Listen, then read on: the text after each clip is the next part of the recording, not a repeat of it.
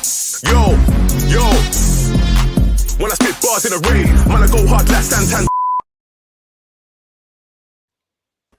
Hello, welcome to another TouchyGooners podcast. My name is Lewis. I'm joined by two regulars. We got Seun and Nigerian Dan. How you doing, John? What's going on, man? All good, man. That intro is so cold. Dan, you keep tricking me with that intro, bro. Like I was there doing my hello, welcome, and the music comes on. You got to time it right, man. You got to time it right. Yeah. I'm not used to all this technology. You know what I mean? And someone else who's not used to technology. We got Rilwan. How you doing, man? All right, guys. How you doing, fellas? Yeah, all right, governor. I said I'm not used to technology. Are you taking a piss, bro? Yeah, but bro, you're like 52 years old. It's... No. Listen. We need to clear up this age thing, fam. Listen, man's 31, fam. 3-1. I'm probably younger than you, fam. No, you're definitely not, but it's all right. you cheeky bastard. No, that's some Romanian age. Give us your Romanian age, fam. Romanian age. Rilwan, how you doing, man? Long time no speak. I'm all right, man. I'm all right. How's everybody? Yeah, we're all good. No ESR slander, no Willock propaganda today, please. Yeah. Fam, ESR's my boy, fam. He's my boy. Yeah. Remember, you can actually go look at the tweets between me and you, and I was highlighting him as one to watch, fam. Between me and you. Yeah. Boy, I don't know about that one. I deleted my tweet a long time. My CV's clean, fam. But get me, when it's time for agenda and it's Willock, I gotta defend my boy. I hear you. We'll get into all of that. Today we're doing like a listeners' question special. So before we start, I just want to say big up all you listeners, especially to all you patrons as well. We're going to answer your questions first and foremost. Because you guys are really important to us. If you want to become a patron, you can join our Patreon page, which is in the bio of the podcast. It's on our Twitter page, plus it everywhere basically. So no excuse for you not to join. If you are listening on the live stream on YouTube, make sure you hit that subscribe button and give it a like. It helps us become more visible for all the piece of content that we do. So feel free to do that and give us a helping hand. I'm going to start with the hot topic of the day, I guess. Not that I feel like there's any real credence to it. But a news report came out today about a certain Sergio Aguero being linked to us. And I've got a listener's question, actually, from Ivan Allo. He's a patron. And we're going to get through all the patrons' questions first. He asked, would you take Aguero on a 2-year deal? Now, we're looking at let's provide some context, because I know context kings over here, Seun and Dan, are gonna get onto us if we don't provide some context. So let's look at what Sergio Aguero's been offering up this season. Trying to get his bloody minutes up here. Where the fuck is his transfer mark? There we go. So we've got 8 appearances. Fucking hell, this ain't looking good, Rilwan. This ain't looking good, mate. This is looking... I looked at it. I'm ready. My case is ready still. Well, all right, go on. Since you have a case, tell us why we should be considering Sergio Aguero signing in the summer. Okay. Number one is fucking Aguero, fam. Like, that is a top quality striker. Like, that is going to be the best striker we've had since RVP, like, without fail. So what's that? We haven't had a striker like that for 6 years, 7 years. No, sorry, longer than that. Fucking hell. Like, he's not like Aubameyang. He's a different level to Aubameyang. There's been a couple complaints about his injuries and stuff like that. So I went to go and check. He had a knee injury which kept him out for, I think, 17 games. And then it's been other little silly knocks. Corona. I mean, you can't blame man for fucking getting Corona. Oh, did he get Corona? Did he? Yeah, that he missed 10 games from Corona. Right. So so after seeing that, I'm thinking, okay, 10 games. If you added 10 games onto that 18, onto that 8, that's 18. That's not so bad. Before previously he's had a few like little niggling injuries, but he's still slapping goals. His game kind of ages well because he's got sharp movement. It's not like he's really someone that needs to carry the ball long distances and that. He's an excellent finisher. Yeah, I don't. To me, yeah, when you've got a player like Aguero, you get Aguero. That's fucking Aguero. Like, do you get what I'm saying? When you get Aguero, when you're linked with Aguero, you get Aguero, right? Yeah, straight. It's not like fucking Willis and them boy there, them shit guys. Where it's like, this guy. We knew what we was gonna get. This guy's been an inconsistent 30-year-old. We knew this brother was never gonna be good. Aguero is Aguero. I don't even know how we're even debating this. Like, if Aguero comes, he's our best player. I don't think we can debate that. Seun, Dan, can we debate that? Yeah, the thing is. No, go on, Dan. Sorry, I should have given that question to someone. Yeah, it's not about his quality for me though, right? It's not about his quality. It's about making sensible decisions. Yeah, like if you told me that Aguero is going to come for 2 years and he's going to play 75% of the games and he's going to be Aguero, of course I would say, yeah, bang it, let's do it. Do you know what I mean, right? But I think we have to be realistic in terms of the Sergio Aguero that we're going to be signing. This is a guy who missed. If we're going even last season, he missed 17 games, I think, through injury. Looking at it now, he missed 24 games last season through injury. Yeah. So, and that's on top of the 17 games that he's missed for injury this season as well. So this is a guy who's not really playing a lot of football at the moment because of injury, right? So it's not that I don't think he's quality, this, that, and the other. But then, right, so his injury record is questionable. Then on top of that, he's turning 33 in June. So by the time you sign him, he's already 33. And so, any hope of his muscle problems getting better, this, the other, I think is very, very slim. Yeah. So you got the age thing in there as well. So is this Aguero that you're gonna get gonna be the same as Aguero you had maybe 3-4 years ago? I don't think it will be, right? He does in the past couple of seasons when he's played, he's still bagged goals. I think he got 16 league goals or something last year, which is a good return considering the games that he played. And then on top of that, we got his wages now. So he's already on 230 grand a week, I think, at Man City. Then he signed on a free transfer. So we gave Willian, 250 grand a week all in? Or 200 grand a week all in with. Yeah, but that's got loads of extra bonuses this and the other, right? So Aguero, he's going to be getting more than that. He's going to be getting maybe Aubameyang numbers, right? Where you're giving him base salary of a madness and then all the bonuses as well. So I just feel like all in all, it's just not a deal that we should be doing at all, man. This is a club we've just got off the just released Özil from the shackles. We managed to just cancel his contract. You know what I mean? We're released from that. We don't need to go and put peas into another guy's legs who we don't know if we're going to get if we're going to get a good return on that. I just think it's just not sensible business. Not sensible business. Seun, I'll come to you. Yeah, I tend to agree with Dan. It's not really a case of Aguero's quality because I think he's a fantastic, been a world-class striker for the last decade.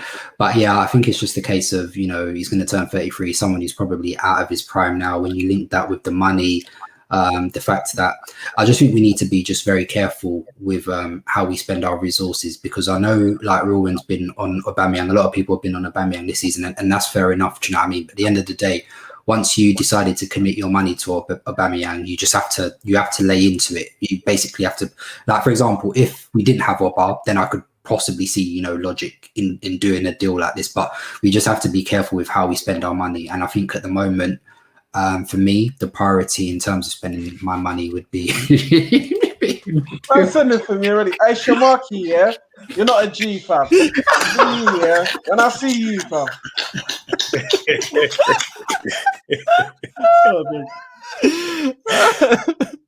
Sorry, Sean, go on. No, that's it, man. I think if it was like, even if he was like 30, I could probably see a bit more logic in doing it, but 33, no, not for me. Like I said, I'd like to see us spend the bulk of our money in midfield in the summer, and that's what I hope we do in it. So the question itself is a bit misleading as well. Like, would we sign Aguero on a 2-year deal? I wouldn't sign him for a 2-year deal. I would sign him on a 1-year deal. But why would Aguero come to us and sign a 1-year deal? That makes no sense. You don't do that if you're Aguero. We gave Willian a 3-year deal. Yeah, because we're drunk. It would be 3 years. It'd be 3 years minimum. There's you can't ask for a 3-year deal at 33. No way. Of course you can. That's exactly. I don't think anyone's giving him that unless he goes back to Argentina. Someone will give him a 3-year deal. No one's giving him a 3-year deal at 33. He's not 33. He'll get a 2-year deal. He'll get a 2-year deal. In June. He's 33 in June. But from us, I think we could get him to do a 1-year deal. He's on a 3 as well. And we're going to offer him more wages than anybody else as well. Yes, it's similar to the Cavani to United thing, where it's like you do a 1+1 kind of. How's Cavani? Kind of thing. I think Cavani's same age, isn't he? 33, 30. Yeah, but Cavani ain't got the same injury issues though. You get what I'm saying? Cavani isn't as good as Aguero either. Yeah. True. Bro, a man has to just stay in the box and then just move left or right and bang. That's all he has to do. Because literally he's a better version of Aubameyang. How can we argue against that? But do you know what it is, bro, as well? It's a case of even like Aguero at his best, he's always spent periods out during the season. Do you know like what's mad for as good as like Aguero has, and he's always been like he's never been like top goal scorer in this league once. Like not once. That's so mad to me. Like despite his ability. But yeah, no, I just don't think it would make I think that's irrelevant. You see that all that top goal scorer stuff? How many times has top goal scorer won a league? It's true. The impact your goals you're scoring. Yeah. Like, look at Aubameyang. Aubameyang boosted his flipping stats by scoring, was it 3 or 4 against Leeds? If he would have spread it out and gave us 2 against Burnley, those goals would have meant a lot more. And that's the kind of quality we'll get with Aguero. We're not going to get no fucking 7 against bloody Leeds, fam. What's that going to do for our league position? Yeah, but what's him being out injured for 20 games a season going to do for our league position? And what's that going to do to our finances as well? Okay, how many games has Lacazette or Aubameyang missed this season, by the way? Like for Not many. Both of them. No, Aubameyang was out for a bit. I think he was out for 3-4 weeks, I swear. Yeah, because that wasn't an injury. That was due to like compassionate leave, wasn't it? I don't know. We need to bring out the stats. Where's the stats, Lewis, man? Come on, man. Just there looking at my fine face, man. Get on the button, bro. You're so ugly, man. Allow it, man. Let me find out. I'll find out for you now. He's missed 3 games. Aubameyang missed 3 games. 3 league games, yeah. With injury. Was that injury? Yeah, no, I swear that was his mum. His mum. Yeah, they said one game for calf injury, and they said they called it a knock, but I think it was the I've got 5 games here. Calf injury and a knock. And what's Aguero missed this season? 17. About 27, isn't it? 17. Just the league, fam. Yeah, listen, I like the idea of it because it's one of them things I would probably do on like Football Manager or something, just because fuck it, innit? It's not my money. Do you know what I mean? It's like, and it's still not my money, really. I'm not the one spending it. But as I've got older, and I don't play Football Manager anymore, and I'm starting to, see the sensible side of things in football, I realized that this would be probably one of the most stupid things we've ever done as a football club. You don't think it's that bad? I think it's bad. I do, yeah. It's bad because our second striker is Lacazette, and then after that it's Nketiah, Yeah, like you guys do know that. But that doesn't mean that you have to oh my god. Did you guys just see Werner's miss? No. Jesus Christ. The worst miss you'll ever see in your life. That guy misses a lot of chances, No, this is an open goal against Macedonia, and he's kicked it against his own ankle. He's a confidence player. Wow. Anyway, like I was saying, go on, Ron. Carry on with what you were saying. I was saying that you've got Lacazette and Nketiah as our second and third choice striker. Surely, if we get a younger striker in, I think that's what they're building Martinelli for, isn't it? I think that's going to be his position. I don't think they're planning to play him. Martinelli learning off Aguero. I think they're going to make. I think he'll be second choice to Oba next season. That's what I reckon will happen. And then the third choice is Aguero, or Aguero as the second choice and Martinelli as the third choice. No, I don't know. Aguero was a second choice. Yes. You want to pay him 500 grand a week to be a second choice? We're not paying him 500 grand a week, fam. But it's Aguero. Yeah, no, not for me. There'd be an argument for it if you were going to keep playing Aubameyang left, but I don't really like that. Like, if you were going to play both of them, I can maybe see the argument, but I just think it's going to be a ridiculous. You think about it. All right, cool. Even if you put him on a 1-year contract, 300 grand a week, that's probably what he's going to command, right? 300k, 350, I think. So, 350. All right, let's even say 350. Yeah. So that's Wait, 350 what? 350 grand. Is that all in all bonuses, images, everything? Who fucking knows, mate? Who fucking knows? No, those things are important. Bro, that's 18 million. Yeah, that's 18 million on wages. He's gonna command a big fat ass signing on fee, which is gonna be God knows what it's gonna be. Yeah, you're talking probably about 25 million for the season. You're having a laugh, and yeah. Now move on. Next question. We're not saying it. I don't know. 25 million to play 15 games. No. Next question. 10 goals. Anyway, Next question. Cool. Next question. I think that's an emphatic no there, Rilwan. Rest in piss. You're a hater still. Look how you insult him. This is how you insult your guest, you wanker. Wait, hold on. Can we even swear on this right now? Yeah. Okay, cool. Yeah. Of course you can. You're not going to get thrown off YouTube, bro. Fucking hell. Yeah, I don't know. You're supposed to be the fucking moderator. You're just scared me.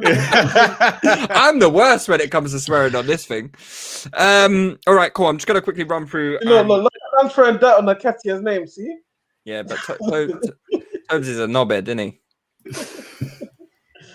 All right, cool. Sorry? Where's Parrot? What's his name? Troy Parrot or whatever that's Spurs. I want to know. Daddy's not even allowed to stay. His mum's house still, fam. Oh, God. What a baller.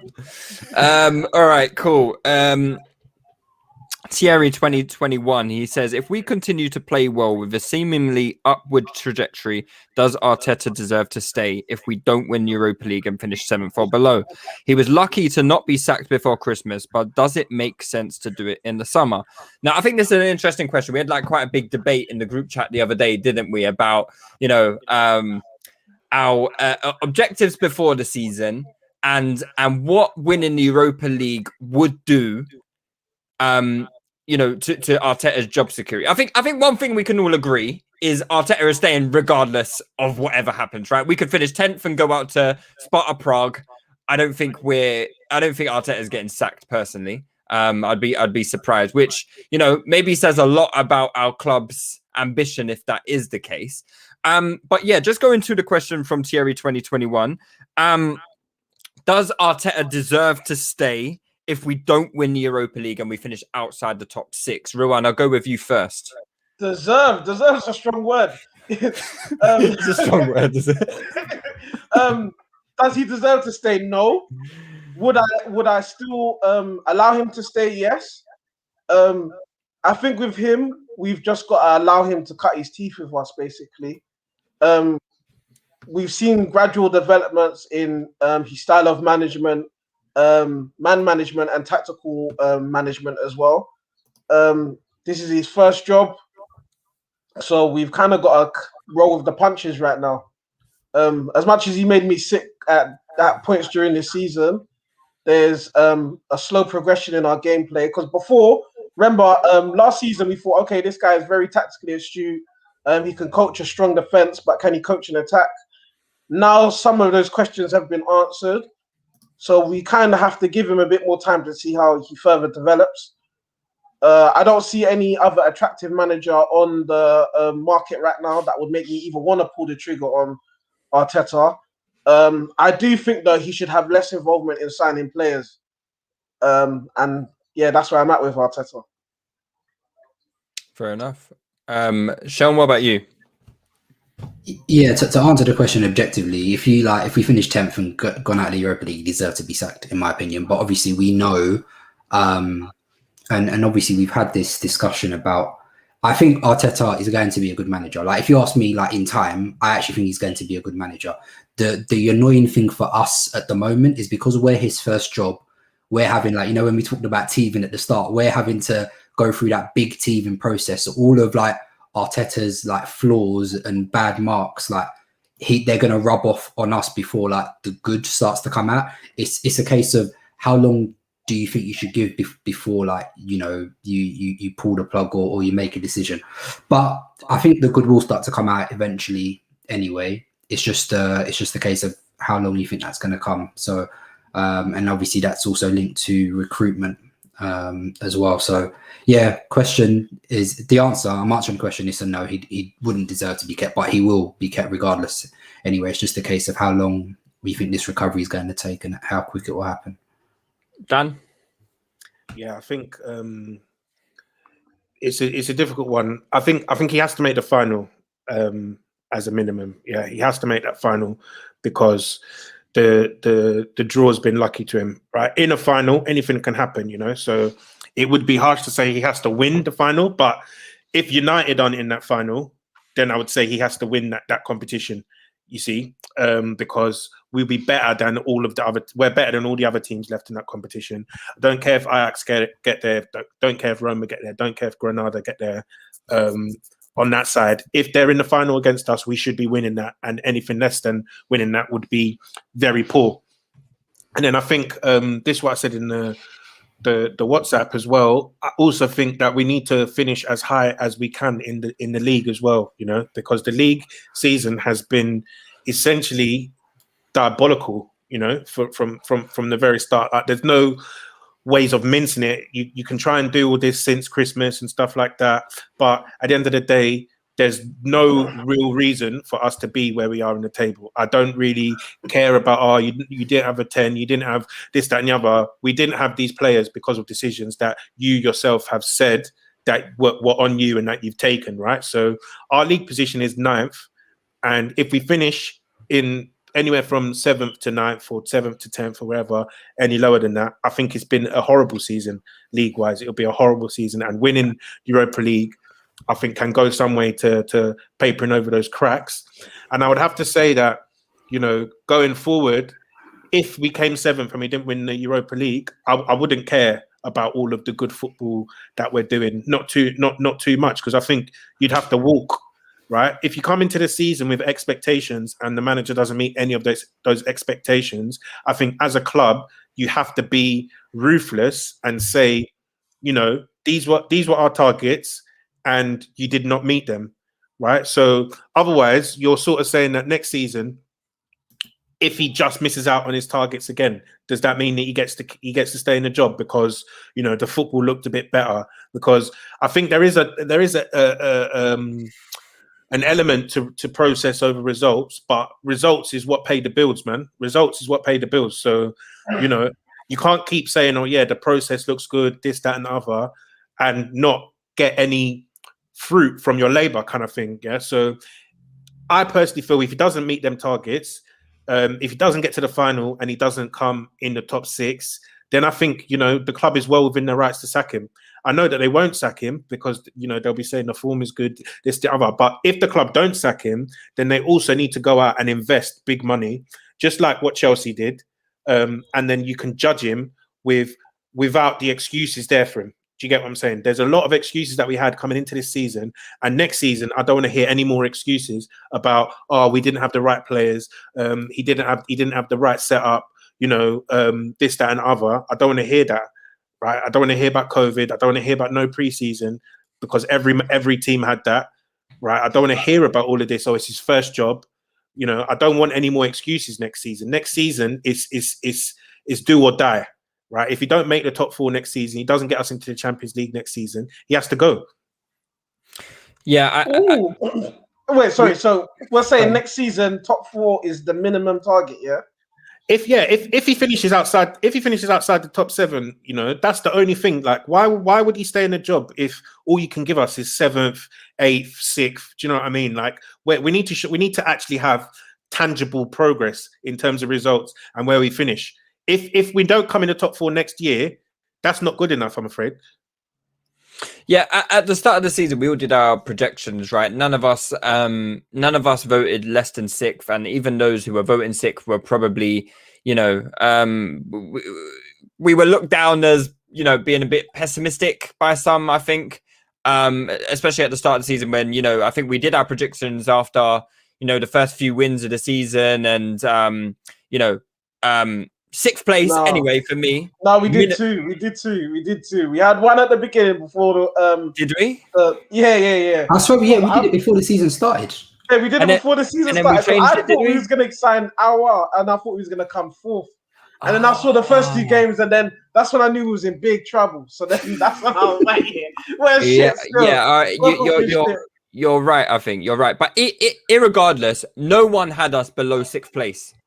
So sixth place to me is like the minimum expectation. So if you're not reaching sixth place, you've essentially failed in your job. And because sixth is just the minimum, that's just like it was before, when Wenger would get us in Champions League. That's just the minimum that is required of you in your role.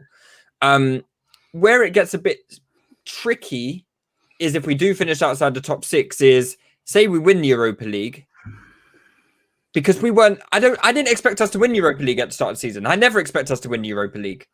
Because I just think there's always probably going to be a team in the competition that are better than us. So I don't really look at us as favourites for that competition. So how do we balance up those expectations then with obviously finishing outside top six, which is probably more than likely at this point, and then we win Europa League? Where are we at? I feel like the reason before, it's for like if we by hook or by crook, if we're in the Champions League, it's been a good season. It's been a good. We've done the. It's been a fantastic season. We've done the. All right, let's not go overboard, right? Let's not go. No. Let's be honest. Listen, if we end up in the Champions League, it's been a fantastic season, no matter how we've done it. No. I think it's a fantastic result. Fantastic result, but the season itself. I don't think you can describe it as fantastic. No, it doesn't matter. We've ended up in the Champions League. Yeah. Listen, if we end up in the Champions League, that means so there's Man City, Leicester, Man United, Spurs, Liverpool. Those means that all those clubs have missed. Two of those clubs have missed out, and we're in the Champions League. I think that's a good season. Yeah, no. What I would say, to that is, I think it's a great. If we end up in the Champions League, it's a great result. But at the end of the day, you always judge your team by how they finish in the league. Do you know what I mean? Like if you have 38 games in a league season, where you finish is where you deserve to finish in it. Do you know what I mean? So, and if we finish like in between 7th and 10th, I don't think we can say it's been a good, like in terms of we can't say it's been a good season. If we win the Europa, that's a fantastic achievement. Don't get me wrong. And we've entered the Champions League, but I feel like we've gotten out of jail by winning the Europa to get into the Champions League, even though that would have been a target at the start of the season. Do you know what I mean? So winning the Europa League was seen as a viable option for getting into the Champions League. And I would possibly disagree with Lewis there. I get in terms of, a good team's probably going to drop out of the Champions League. However, on paper, we would, at the start of the season, we would have been probably top 3 favourite teams to win the Europa. On paper. And does that mean that we should expect to win it? I think we should be expecting to get to the quarters at a minimum. Oh no! But quarters is different to winning it. No. But I think we should be in and like, for example, like the only team, like for now, like that's why I said I agree with Dan. The only team that should be winning this competition above Arsenal is Man United. Any other than that, like for example, if we got to the final and then we lost to Ajax Roma, you'd be very pissed. I get what you're saying, but you look at the right last year. Obviously, we went out to Olympiacos, utter failure, right? That was a disaster. Yeah, disaster. The season before we went out to, we lost in the final to Chelsea. Chelsea were probably better than us, right? The thing is, they was better than us. No. On the day that I think they deserved it. They went into that game as favourites, though. Chelsea. Yeah, because and I think they were. And at the end of the day, they had the best player on the pitch, which was Hazard. Do you know what I mean? So and that's he proved it on the night. And then the season before, we went out to Atletico again. We weren't favourites to proceed in that tie. But I can understand the Atletico one. I disagree about Chelsea. The Atletico one annoyed me more because we battered them and Koscielny kicked the ball in his face and they got away. You know what I mean? So I think the Chelsea one was worse. The Chelsea one because they had already got top 4. and they just came to dump on us, fam. Yeah, it was horrible. And we watched them in the league as well, like 3 weeks before or whatever it was. I don't know, man. But yeah, I think Emery is a criminal. What did Ozil say? Wallahi, you're not a coach. Yeah, that's Ozil was right. Ozil was right about the Emery guy. Yeah, but for me, I think that comment was right there from the Bem. That it's not fantastic. I think it's a good result. Guys, it's a good result. No, it's a good result.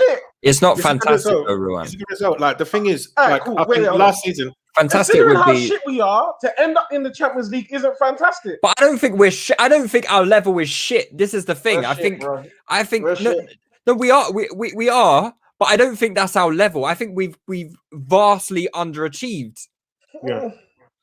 I don't think our mean level is shit. Yeah, we are just because the thing is, Rilwan, if you look at the teams above us in the table, it's actually a disgrace that we're below some of these teams. You know, West Ham, Everton, right? I don't think it's a disgrace about Everton. But it is a disgrace. If you watch, I don't think it's a disgrace. It's a disgrace. If you watch Everton play football, they're terrible. They're not a good. They're not a good team. They're not a good team. And the thing is, like, if you're talking about purely on squad quality, right? I think our squad is right up there, right? I think Spurs, Chelsea, United, Man City, Liverpool are the only teams that you can say definitely have a better squad. That only have a better squad than us, and I think there's arguments to say that we're on a par with a few of them. I think Spurs have got two.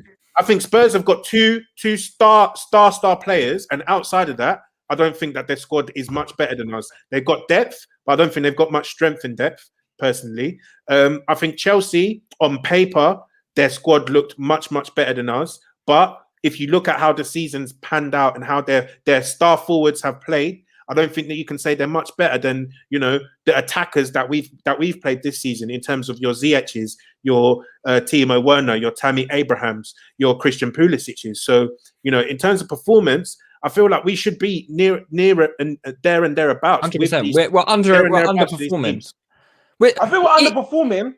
I definitely think we're underperforming. But I think there's a lot of teams that are better than us as well. And I genuinely think we're shit. Like, this isn't, you know, there was an Arsenal team before where it was like, okay, we're definitely underperforming. This team, I actually don't genuinely see a lot of quality in it. Like, it's actually quite sad. I don't think we have a star striker. As much as you lot bang on about Aubameyang's goal scoring, yeah, he's a world-class goal scorer, but I don't think he's a world-class centre forward. I don't think we've got world-class defenders. I don't think we've got a world-class midfield. I don't think we've got a Odegaard who's going to be a world-class chance creator, but that's still in the making. I don't really see any part of this team where I can hang my hat on and say, this is a really good part of the team. Like, I'm proud of this. And that's not something I could ever say before. So maybe that's down to the manager not getting more out of the players, but I also don't think the players are that good as well. Fair enough. Just before we do wrap this, just one thing. Like Spurs, for example. Spurs have like criminally underachieved, yeah? And look at where they are in the table, basically, fam. Do you get what I'm saying? And they actually have I can actually say Spurs actually have good players. I can't look at Arsenal and say, we have good players. I don't think so.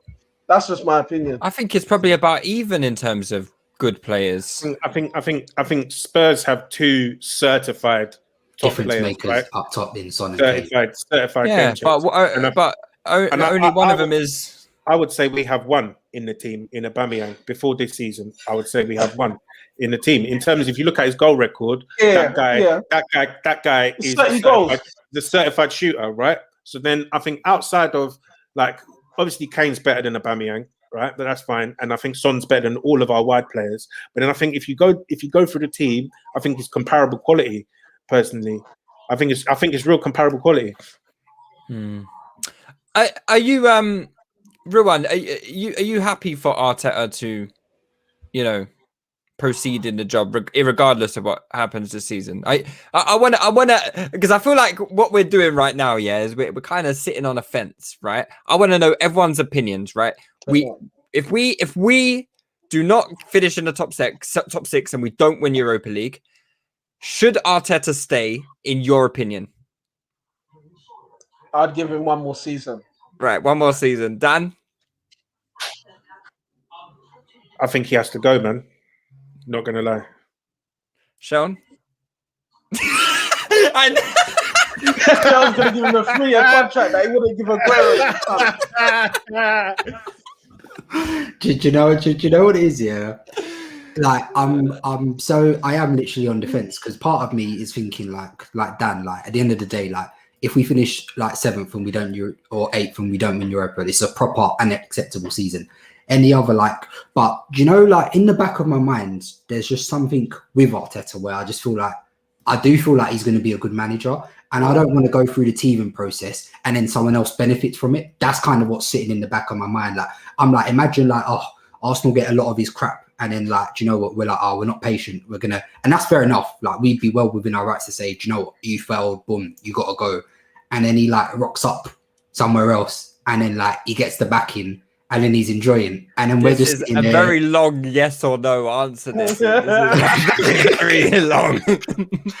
Okay, cool. Let me be honest. I'm with Rilwan. I'll give him one more season. Let me know. Yeah, and you know what? There's nothing wrong with that. I think I'm with you, to be honest, because I think I've seen enough that if we continue in this trajectory, the only thing I would say about giving him one more season, you see, next season. That one season we give him. So the objectives are high. So I'm caveating it like you, because I'm giving him one more season. If you don't get top 4 next season, like if like by like December we're cut adrift, or like November, I'm sacking him because I've been proper nice to you. I think I've even given Arteta so much leeway, and So by if come the summer and come like November, we're not on course for our target. I can't fingers you're doing, Sean, fam. You really want? You really got it for my man, you know. Do you know what? I think is interesting? Go on, sorry. I hear what you man are saying about, he's showing that he's got, like, I'm not going to be crazy, and I don't think he's a shit manager. I don't think he's a shit coach or anything like that. Yeah, I definitely see something in this guy that you man see. Obviously, people speak about, like, people wax lyrical about this guy. I've never seen anything like this before in my life. No one spoke about Pochettino like this. I don't think they even spoke about Pep like this, when Pep first came through. It's crazy the way that everyone, it's not just the players, it's the people above him, they speak about him like this. All the pundits, all the media, it's crazy, right? So I can definitely see that there's something there, but it's just like, how long do we have to wait? That's my question, right? So like, even if we don't go, we give him another year, how long do we have to wait? If the club now goes out and spends 150 M's in the summer, not that they will, but say that they go and give him 150 M's, are you then saying that this guy is going to take us straight to the top? I'm saying like, sorry, 150 M's don't take us to the top anyway. So when you say the top, take us to the top 4. I think top 4. I think if you spend the money wisely, 150 M's can, like, if you get a couple 30 mil it can get you top 4. If you spend the money sensibly, I think you can be in with a shout, definitely. So for example, rather than a piece, one section, rather than a piece, say we get a right back, we get 2 centre mids, we keep Odegaard, and we buy a forward in summer. So that's basically where we're weakest in the team, and all of our issues are addressed in summer, So forget how much we spend, but we sort out those 5 positions, right? Do you get what I'm saying? What's the barometer then for Arteta next season? Minimum top 4. Like, you have to get if we address all of those positions and we don't get top 4, like I said, I'd be even cutthroat. If by November you're not even close and you're already cut adrift, then I'll sack you because I've been extra patient with you, partly just because of how crap Emery was, that set us even further back. So I sort of got it a little bit, but for example, I even think, like you said, I understand, because we bought Gabriel and Partey in the summer and we've moved even further back. Do you know what I mean? So I get why people are so like proper against him. So yeah, 100%. If we address all positions and we're not like close to top 4 like in November, then I'd sack him 100. All right, let's move on. I think we had enough Arteta discussion there. It was nice to get us off the fence, because I feel like in recent conversations we've all been a bit like, it's shit, but no one actually wants to say, but you know what, it's been shit, but No, I'll say it. I think it's shit. I'm full of No. shit, but I'll still give him another season. That's my honest opinion. There was a point in the season I actually probably hated him. But I'm like, yeah. I still hate him, kind of.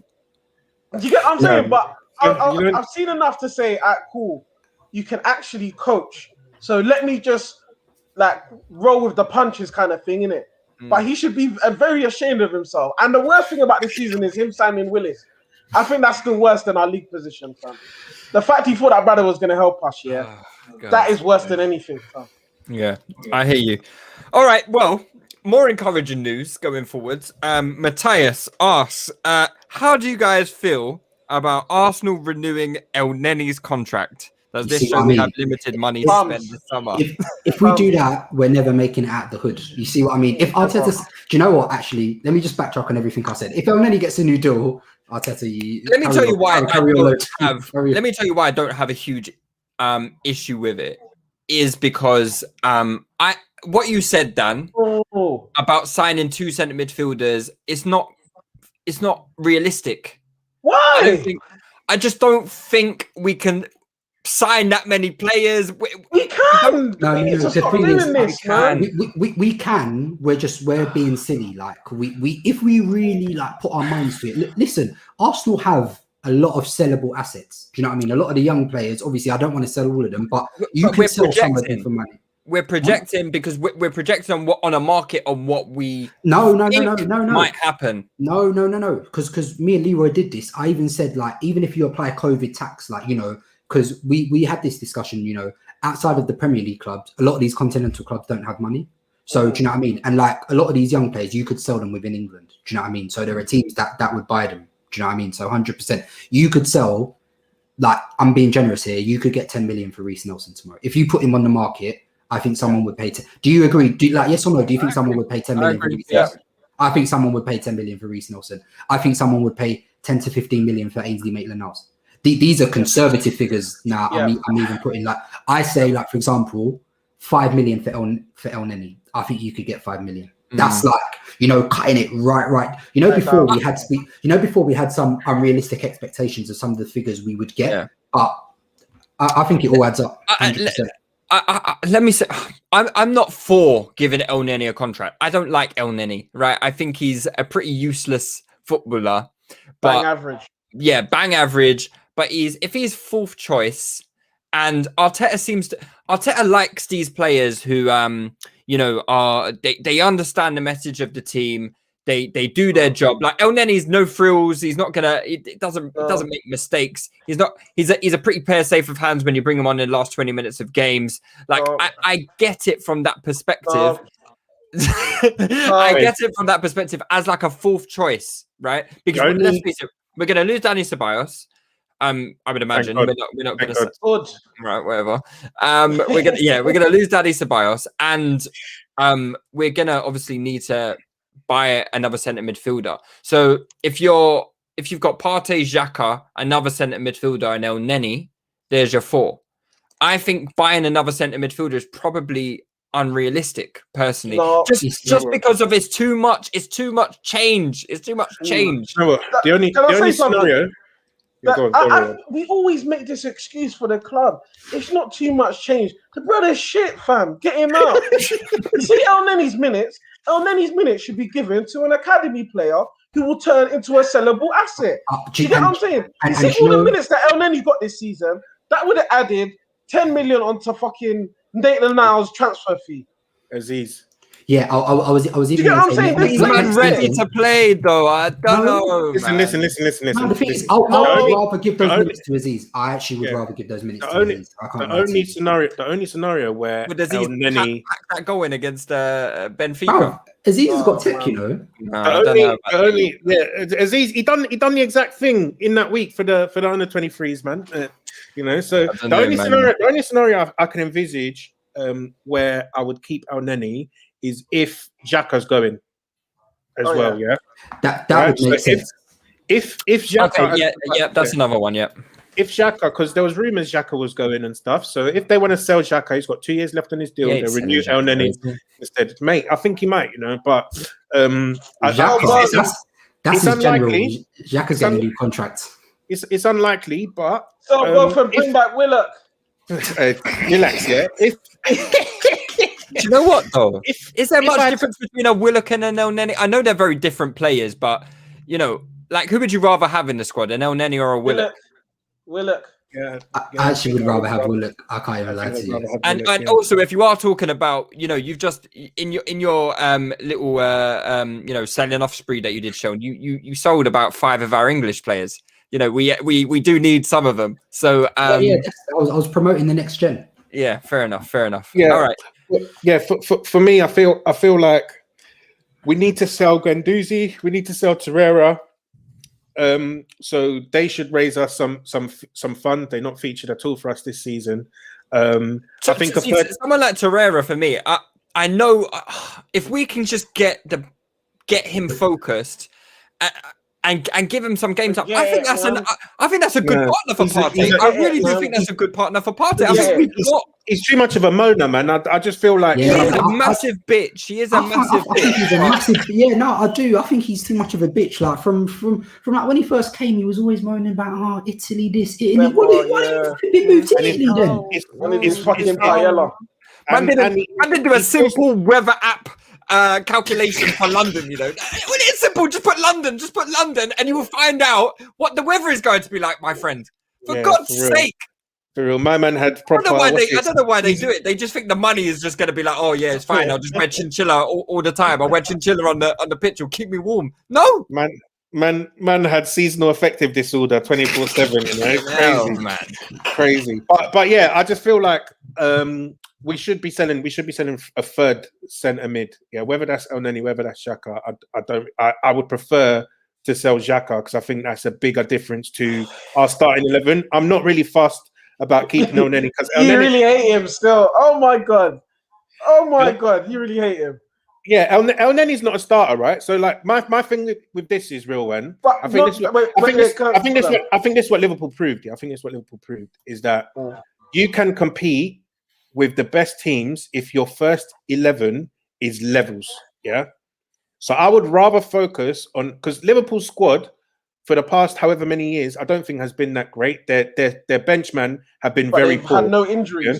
But they've had no injuries. But I think that when you can rotate out 1 or 2 benchmen, so like say if you have Partey there and another boss in centre mid next to him, so your first 11 is whacking teams up. And when one of them are injured, as you've seen this season, when Partey's there, right? We can play with Elneny, we can play with Xhaka, we can play with Sabat. Well, we haven't really seen Partey and Shabazz, but Partey and whoever has been a good partnership. And you want someone else there that if Partey's out, that it can still be a good partnership because one of them has enough quality, right? So I would rather us focus on upgrading all the first 11 positions first and get rid of someone like Xhaka and buy another big boy centre mid to replace him.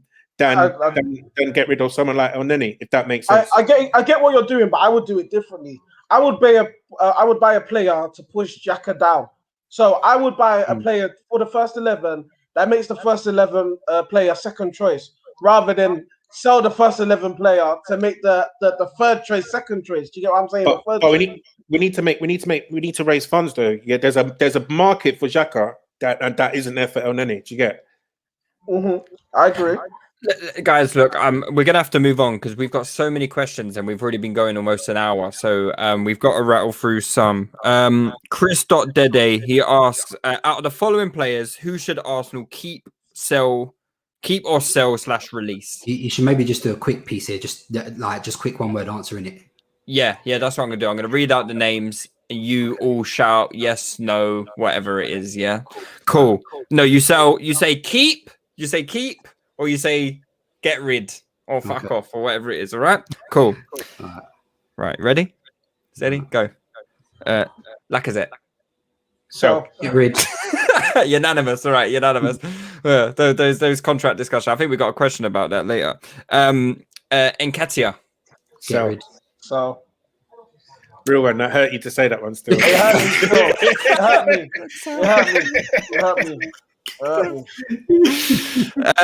Bellerin. So you get the fuck out of this. Chambers. Keep. I'd actually I keep can't him, lie. you know. Yeah.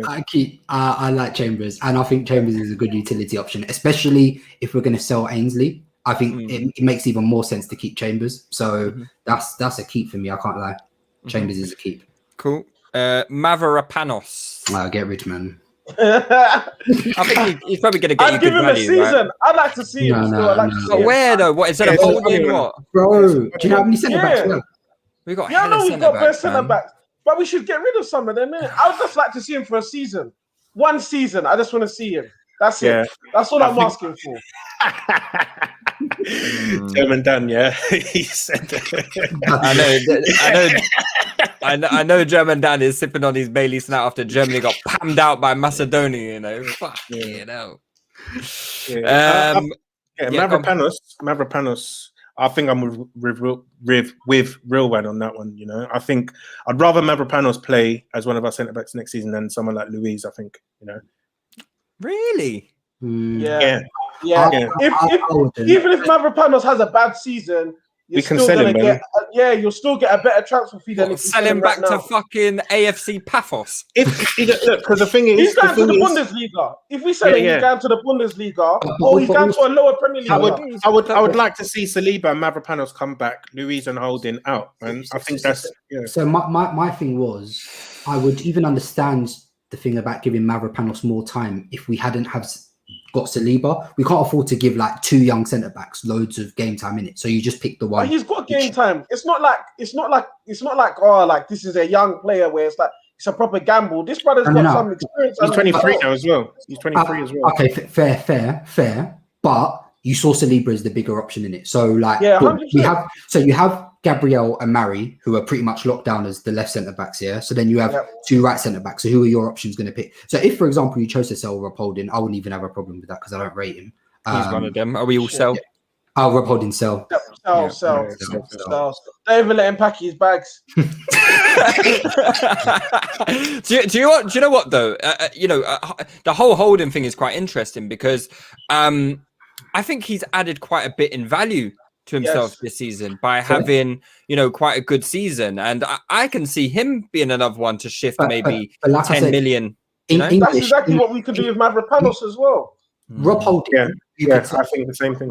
Rob Holding, you could sell to Crystal Palace tomorrow for like 10 mil. They would pay like 10 mil. Do you know what I mean? You'll get way more than that, I'm not gonna lie. I think I'm not gonna lie. I think you can get 15 to 20 for Rob Holding. For Rob, you man are doing too much. No, I'm telling you, we were happy to sell him for 2 million last month. England cap. Somebody's gonna get England cap. You gone too far. You gone too far. No, he's gonna get England cap. No, isn't that Trzaskowski, brother, for Burnley get England cap? Tarkowski, didn't he get England cap? I'm telling you, Holding can't get England cap. No. But the thing is, you know what I think Holding has shown is that if you want to play deep block football, he can be your guy, man. He can 100% be your guy, man. Like Ben Mee has made a Premier League career. Do you get what I'm saying? 100%. I think Holding has shown us that he is more than capable to be a Premier League defender. I think a lot of us thought he was like, well, me, I'll speak for myself. I thought he was like Championship standard. I can't lie to you, but he's come on this season and he's shown that he can mix it in the Premier League. He could definitely play for Burnley, Newcastle, these man. I agree with Dan. He could easily play in a low block team in the Prem. He would have no problems. Easily. Yeah, sure. All right, cool. Torreira. I want to keep him only if he wants to stay though, because I would sooner keep Torreira. Yeah. And fuck Elneny off, because at least there is like a functional reason for Torreira being in the team. I'd love to see Torreira and Partey play. I think that'd be a great partnership. So, but that ship sailed, man. You can't even get minutes out of Atletico, fam. Yeah, but that's just you say you can't even get minutes a day. I mean, they're literally a better side than us, so it's like Are they? They just got pounded the fuck by Chelsea. Yeah, well, we've got Chelsea in a few weeks, mate. So you better hold your horses there. Hold your horses. Yeah, I think Torreira, he pissed me off in summer because we actually could have got peas for him, and this bitch decided that he wanted to go to Atletico and scam us out of peas. And we didn't even get a discount on Partey for it as well. So fuck that guy, man. I hate him. Fair enough. Fair enough. If In we that got respect, Ferreira, we might have got Awa in summer, man. If we actually got P for him, do you get what I'm saying? Like, I feel like we needed one more sell for that hour thing to happen properly. Well, we could have sold AZ Maitland-Niles. He ain't fucking played all season. That is ridiculous. Is that one of the questions? No, not yet. Not that I've seen. Not that I've Everyone seen. wants to speak on it, yeah? Yeah, no, I want to speak because how they've treated him is absolutely ridiculous. Like, it doesn't make sense. They should have sold the brother or played him. Those are the only It's two been out of options. order. Unless there's something that's gone on that we are unawares of. All this is obviously done an assumption. We don't know what Funny though, is going on. You know what it is? Even if there's something that's gone on, we've seen clear favoritism in the way certain players are. Because fucking Willis was bloody in fucking eating meat from Solbay's fucking knife, yeah? and he came back and he was cool. Do you get what I'm saying? Like, what has Ainsley Maitland-Niles done? Maitland-Niles, yeah? Go on, carry on with the names. Yeah. All right, cool. Ganduzi. So. Yeah. Nelson. So. Oh, that one's heartbroken. I'm heartbroken. That one's even hard for me to say, but yeah. So he should have gone on loan. He should have gone on loan this man. He wasted this whole year. I don't know what he was. I don't know what his advice was, because he should have gone on loan. The moment Willis came in, he should have been on loan. And then even in Jan, like because I respect Willock. Willock was like, all right, cool, I'm gonna go and play. Like Nelson should have literally done the exact same thing. Like he should have gone, because I think who were the links? I saw I saw a couple of links. There was quite a few links with Nelson. So I don't even. Yeah, I think Brentford wanted him as well. I swear at the end of the window I saw Valencia for Nelson as well. Yeah. Betis, I think, was it? I don't know why he didn't go and play, because he's playing for the under 23s and that's doing him. And you know what? Even watching the fucking training videos of Nelson, it's so frustrating. He don't even play with intensity in training. Like, come on, lad. You're seeing what Yunus Musa is doing to man in La Liga. Yeah, come on, man. Nelson, just go pam these guys. Like, and the thing about Yunus Musa, he barely even played for the under 23s. He just went straight from like the under 18s, and Valencia picked him up and like boom. So yeah, I think Nelson would have panned in La Liga. I can't even lie as well. I think he would have done well there. But Elneny. Sell. Juma Mubarak. We've already done Holding, and then David Luiz. Let go. I think just cut Thanks for your service. Enough. 2 years, thank you. Yeah, keep it moving, bro. If he has a stellar performance in the Europa League final, Lewis, let's not do this again, because this is how he will now play the whole of next season. And how old is he now? He's like 34, bro. Huh? How old is Luis? 34, bro. Is he? Luis, he can only stay if he wants to do like a player coach thing next season. Yeah, just have him there for moral support. You know what I'm saying? Yeah, he's 33. Fuck you know. Yeah, do you know what? David Luiz is growing on me. I can't lie to you. He really is growing on me, and I can't say that too loudly because the Chelsea ops are listening. But yeah, he's quietly growing on. But I understand it. There's no point. You know, he's probably on what 100k a week. We can't give a 30. And then you know, Rilwan wants Aguero as well. Like, that's just ridiculous, isn't it? And also, like, pensioner FC. And also, a big part of the fact that Willis joined was because his best friend was here in Luiz, in it. So hopefully, if Luiz goes, yeah, that's a good one actually. Willis will cover off with him. Go both fuck off back to Corinthians or something. Yeah, how about that? Yeah. Willis, they shouldn't even fuck. They should rub his ass or something. That brother, they just need to get him out of the city. Let alone Arsenal. Just get him the fuck out of there, man. All right. Okay. Omni Wrench 12,000. Big up Omni Wrench. He's been on a couple of our Patreon episodes on our post-match episodes, on Patreon. I was going to say our Patreon episodes on Patreon. Yeah. Okay. He asked, who's the most hipster player you would want to buy? Define hipster. No. We know what hipster is, bro. Patrick Roberts. I'm trying. Patrick.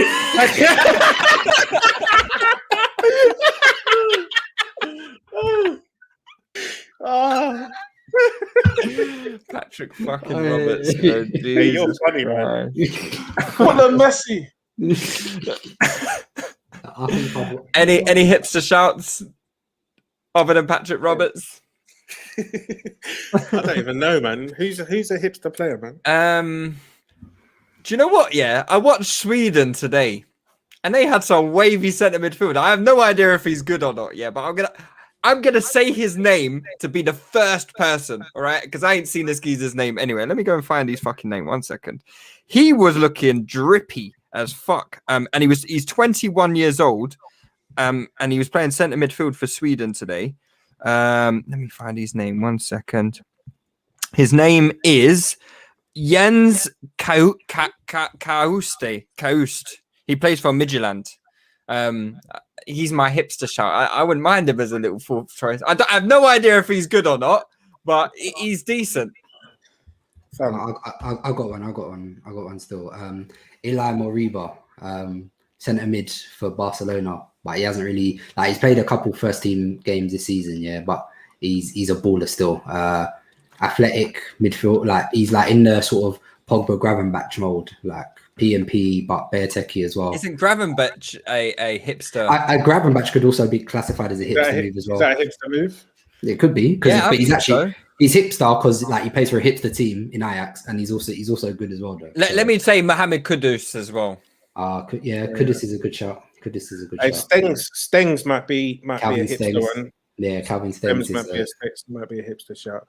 To be fair, I think we've got loads. If you just think of all the players, Ihataran at PSV. Yeah, that's another one. That's another hipster shout. I was going to say, yeah, PSV, they've got Bear because who's that striker that you lot said? Now Marlon, who was from Arsenal before. Marlon and what's it? The Bodu as well. Yeah, but he's Alkmaar. He's at AZ. He plays with Stengs at AZ as well. So.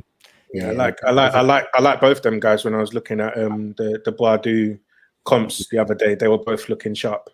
Rilwan, any Nigerian hipster? Any future Kelechis and Iwobies? What's his name, man? Umar Sadiq. I think he used to play for Roma. I think that's his name. He's striker. Umar Sadiq ain't that a boxer? No, I think it's Umar Sadiq. I think that's his name. Yeah. He used to play for Roma. That's a cricketer according to Google, man. I think he's in America somewhere. No, bro. He's at Almeria. That's what he plays for. Okay, he sounds like he's got 3 out of 100 finishing. Suburban region. To be honest, I hear this comment. You need to raid League R if you want wavy hipster players. There's better than that, and they're broke bitches as well. So Yassine Adli. Yeah. Now I'm seeing some random names here. Azor Matusiwa. What's that? That guy that plays for what's that team? Stuttgart. Wangatuka. Yeah, he looks good. I'll have him as right back. Yeah, I'll take him at right back. Yeah, 100%. I swear you can play right back and striker. Isn't that his right back, right wing, striker, everything? He does the lot. All in one passage of play, by the way. He's just up and down. All right, cool. Right, this is from. Let me just see if this is a good question from G Furum because it is like a paragraph. Right. Okay. Fucking hell, fam. Dissertation. Right. All right, it looks like a good question. Okay. Analyzing the rather epic downfall of AFC from 2005 to 2020, which of the two nearly achievements would have had the most significant impact in changing the course of our downward trajectory if they went differently? Winning this Champions League in 2006 or winning that league in 2008 during an era where the Prem was arguably at its peak competitively? Okay, so let's take them maybe individually then. So winning the Champions League in 2006, what would that have done for us? Would you think Thierry would have stayed a little bit longer? He didn't need to stay a little bit longer, I'm not going to lie, I think he was done. I feel like Thierry left at the right time. I feel like he had run his course. I feel like the 2007 and 8 one was probably a bigger moment. It sounds to me weird saying that because of the Champions League final, but that league team was so young and that could have popped properly. Had we won the league, I feel like we could have blown again. Do you know what I mean? Because that team was good enough. It just had, unfortunately, Rosicky got injured in Jan. Then Eduardo got that big injury. Van Persie missed pretty much the whole season. But I feel like that team was it lacked the experience in it. Do you know what I mean? And then also, like, if you think how that season ended, we went from having 3 defensive midfielders in Flamini, Gilberto, and Lissandro Diarra to having none because they all left. And then man was playing Denilson centre mid next season. Do you know what I mean? So, like, I feel like had we won that season, especially considering how good, you know, United and Chelsea were. If you think that season, United and Chelsea were the teams that played in the Champions League final, and they both had six teams at that point as well. So I think like that could have started a new era for us. Like the 2000 and that team, funnily enough, the team that reached the Champions League final, like it was a bit of a mix mash of a team. Like, do you know what I mean? So because we had just lost Vieira at the start, that was like Fabregas coming in and taking over the reins in it. So I don't know if it would have changed. I don't know how much it would have changed. To be fair, maybe if we win that Champions League, we win that league in 2007. Maybe, yeah, true. Maybe you're right. Because list of having that winning kind of. Yeah, and remember that Champions League is actually the only thing kind of missing from Arsenal's trophy cabinet. We have no European pedigree. Like we have none. Like we got like a cup winners cup or something. Like, cup winners cup, and two UEFA defeats. Is it? Well, yeah, we lost. I remember we lost in the UEFA Cup to Galatasaray. That one was horrendous. Galatasaray fucking up. I think we went into that game just thinking Galatasaray we're gonna fucking win. We're gonna batter them, and then we lost. Yeah, and they slapped us. Oi, they slapped us. Peak. I think 2006. Yeah, it was like the end of the cycle for that team. You know, and I think that was when they should have won it, right? Because if you look at after that season. Obviously, we'd already lost Vieira. Ashley Cole then left. I think Sol Campbell had his like mental breakdown the next season or something like that. And all of the key players to that team, Lehman I think fell off as well shortly after that. All the key players sort of left the team, so it was sort of all right that we didn't, not all right, but it was manageable that we didn't win that. And I think 07-08, I think Sharon's right in the sense that that's when the pieces were just starting to come together for like that new team that you had your Van Persie's there, your Adebayors, your Cesc Fabregas, Rosicky, Kleb in there, Rosicky, Kleb. They just came in, and I feel like we'd probably be able to do better in keeping that team together, because Van Persie definitely wouldn't have wanted to leave, you know, because he'd already have his league title. He was injured anyway. No. Yeah, but anyway, that brother was fucking crooked, fam. He was. But I feel like that's not winning the title that year is when I think the mentality shifted at Arsenal, and we became shit in everyone else's eyes as well and became shit in our own players' eyes. I disagree. We became weak. We became fragile. I think we were still considered to be a top team in 2007, 2008. I think people still respected us, and people still we battered that league. We battered that league that season, man. We were fucking like 10 points. We lost like twice or 3 times or something like that. Yeah, you got to remember when Eduardo got injured, we were close to being 12 points clear at the top. Like that's how far ahead we were. And then we went on a period of like, we went on 7-8 games just barely winning. Like, and then like I think we won one game in 7 games. 4 draws in a row or some shit like that. And Adebayo didn't score for 7 games. Yeah, so I got an agenda against that. The only trophy he's ever won is a Copa del Rey for Madrid. Fuck that guy. I think that's when the mentality shift happened, man. Personally, I think that the team still had a winning mentality up to that point. When do you think it was? When was I think it was probably 10-11. That was when everything kind of just came crashing down. I think we were still respected until we lost to fucking Birmingham in the final. Yeah, remember we was just getting slapped by Chelsea. You had fucking Ballack and Lampard and Essien running people over. Like losing to Birmingham in the final, and then we collapsed. And then who did we? No, it was Barcelona we got knocked out for, so that's fair enough. It felt like we were losing to Barcelona every year in the Champions League. It was like Barcelona. No, I think there was a point in time where we lost. They knocked us out 3 years in a row. The winner. Yeah. No, it's right. We were always losing to the winner, and we were drawing them in like the last 16 every game. Like, fucking, and I swear there was like one time we topped the group and Barcelona finished second, and we still drew them. Fuck off, man. You lot are taking a fucking piss. Anyway, I think 10-11. I think 10-11 was the season where things started falling apart for us. 08, 09, and 9-10. I think we were terrible though. I don't think we were good. I think we lost 10 games in the league in 9-10. Yeah. You know, it was terrible. Do you know those seasons though? I think we were slightly we were, sort of rebuilding. Like if you think after, like I said, that after that 07-08 season, Eduardo was out for like time.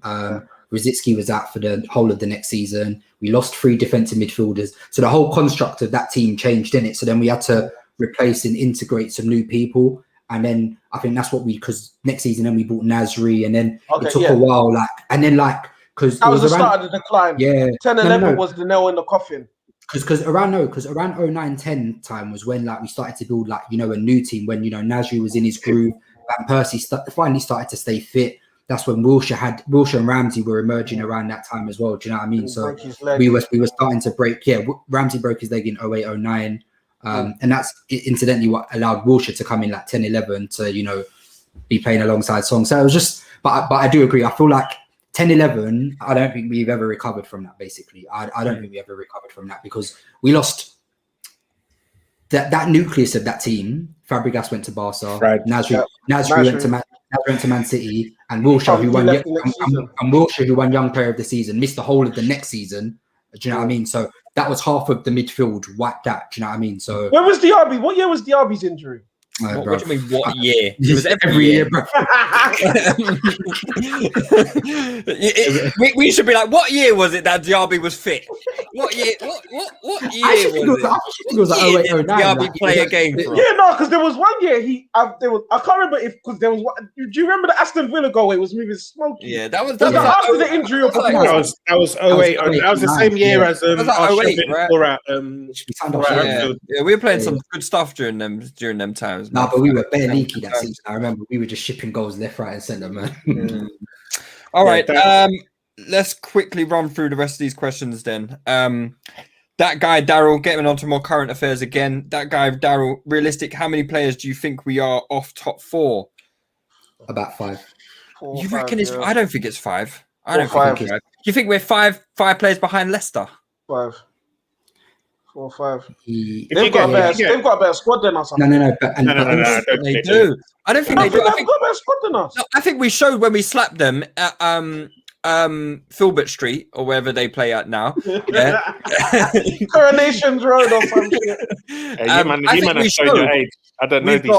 We've got a better squad than them.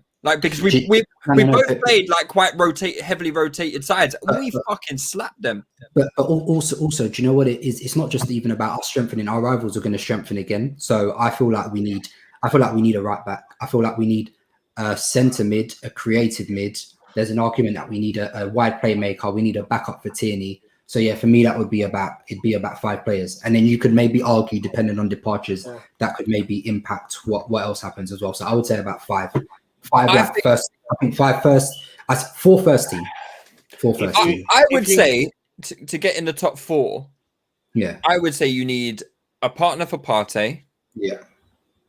And a right back. I think Saliba comes back. Yep. A right back. Yep. That's it. Well, what about we need Odegaard, bro? Well, I'm assuming Odegaard is going to stay. Yeah. So okay. Plus Odegaard, obviously. Yeah. I think. Yeah. So you're just and even without a right back, I'm not too sure the difference between us getting top 4 is Bellerin playing and not. I'm not too sure. I would like Bellerin sold. Don't get me wrong, and I think we're a better team with Bellerin, but I still think we can make top 4 with Bellerin as our right back. No, that's true, and we've made it with him before, so it's not like it's not like he was the biggest hindrance. But yeah, I think the main thing is obviously Odegaard and a centre midfielder, and I agree.